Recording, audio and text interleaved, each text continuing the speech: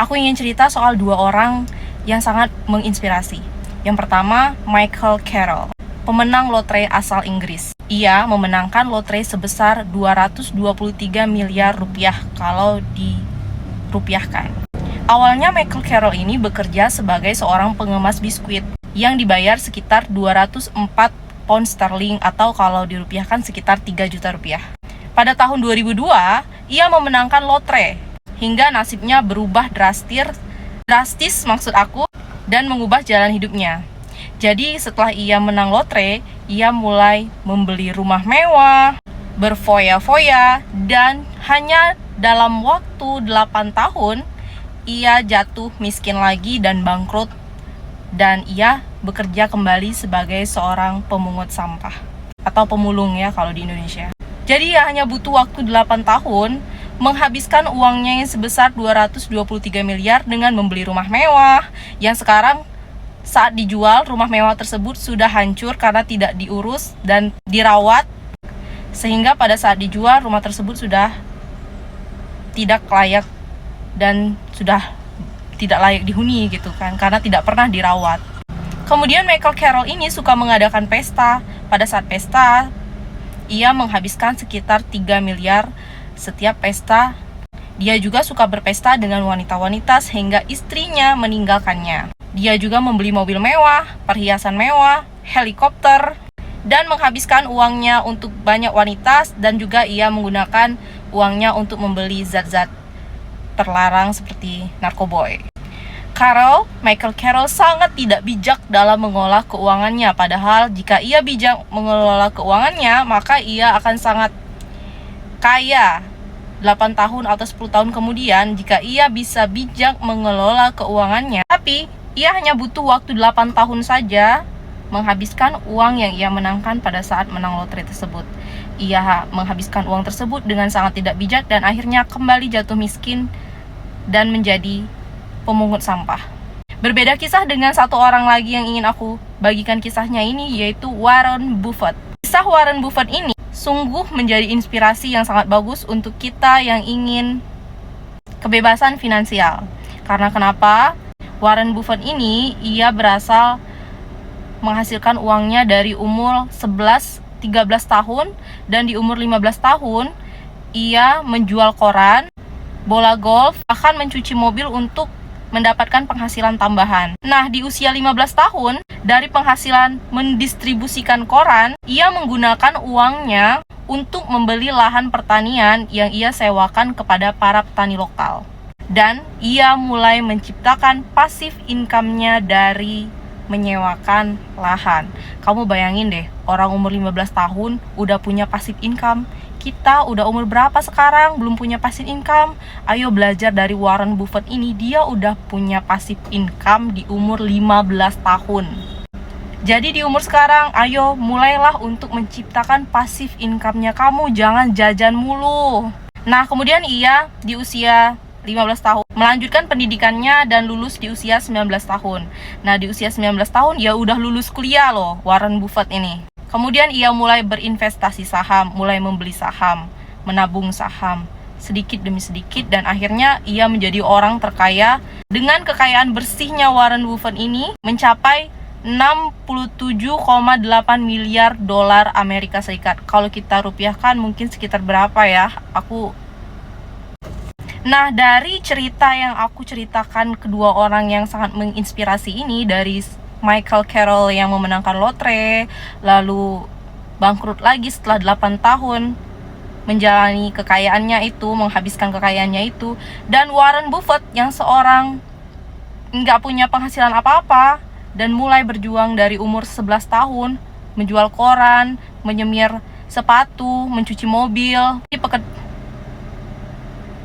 Pekerjaan yang Warren Buffett ini lakukan, dan kemudian membeli lahan sewalah untuk menyewakan lahan pertanian tersebut, dan masih banyak lagi. Kemudian ia menjadi orang terkaya dengan penghasilan kekayaan bersih sekitar 67,8 miliar dolar Amerika Serikat ini.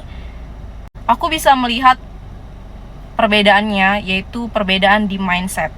mindset orang kaya dan mindset orang miskin. Ini bukan keadaan sekarang ya. Keadaan ia miskin atau kaya sekarang bukan, tapi mindset dan mental. Nah, dari sini aku mau ngasih 4 perbedaan mindset orang kaya dan poor mindset. Aku nggak mau bilang miskin karena terlalu kasar ya, jadi poor aja, aku bilang poor mindset. Yang pertama, orang kaya itu lebih memilih untuk berinvestasi dibandingkan berfoya-foya. Kalau poor mindset, mereka kalau punya uang langsung foya-foya, langsung dihabiskan gitu. Sedangkan kalau orang yang mindsetnya kaya, mentalnya kaya, itu investasi. Investasi bisa dari, ya nanti aku akan share di video aku berikutnya, instrumen investasi yang bagus. Yang kedua, rencana dan action. Orang kaya selalu melakukan apa yang ia rencanakan. Jadi setelah ia memiliki rencana, ia langsung do action. Sedangkan orang yang poor mindset, mereka suka berada di stop di rencananya aja, alias kebanyakan rencana tapi nggak pernah action. Jadi mereka tuh hanya punya planning aja, aku pengen ini, pengen itu, jadi kebanyakan rencana tapi tidak ada yang dilaksanakan, actionnya nggak ada. Sedangkan orang kaya itu do actionsnya langsung, sudah direncanakan langsung action. Kemudian yang ketiga adalah zona nyaman dan risk taker, alias berani mengambil resiko. Kalau orang yang kaya, bermental kaya, mindsetnya kaya, itu berani mengambil resiko. Sedangkan poor mindset, mereka tidak berani mengambil resiko dan stuck di zona nyaman, sehingga mereka nggak berani berkembang karena takut dengan resiko. Seperti yang dikatakan oleh CEO Facebook, Mark Zuckerberg, dia ngomong kayak gini, satu-satunya strategi yang dijamin akan gagal adalah tidak mengambil resiko. Jadi tidak ada kemajuan sama sekali dan pasti gagal. Kemudian yang terakhir adalah bekerja untuk uang atau uang yang bekerja untuk kita. Nah, jadi orang yang poor mindset, dia bekerja untuk uang, bekerja mati-matian. Jadi kalau pengen uang, dia tuh sampai lembur, sampai ngabisin waktu, sampai sakit hanya untuk mendapatkan uang, bekerja. Sedangkan orang yang mentalnya kaya, mindsetnya kaya, itu uang yang bekerja untuk mereka. Jadi mereka punya banyak waktu luang. Bisa dilihat kan teman-teman, ada yang bisa jalan-jalan ke luar negeri, ada yang bisa kemana gitu, tapi mereka terlihat jalan-jalan terus tapi uangnya tuh banyak. Karena apa? Mereka membuat uang, mereka itu bekerja, bukan mereka yang bekerja untuk uang. Nah, dari sini teman-teman yang masih mau malas keluar, malas berkembang, masih di zona nyaman, kebanyakan rencana tapi nggak action, suka poya-poya dan nggak mau belajar investasi, ya selamat, kalian mungkin akan selalu akan bernasib seperti Michael Kors. Kalau menang lotre terus akhirnya nggak tahu uangnya mau dikemanakan, investasi juga nggak tahu investasi yang bagus itu apa, yang berkembangnya bagus itu apa, perkembangannya bagus itu apa. Makanya kita perlu yang namanya belajar gitu. Nah, jadi buat teman-teman yang masih mau belajar tentang investasi, mungkin aku akan bikin video aku selanjutnya tentang instrumen-instrumen investasi yang bagus untuk para pemula.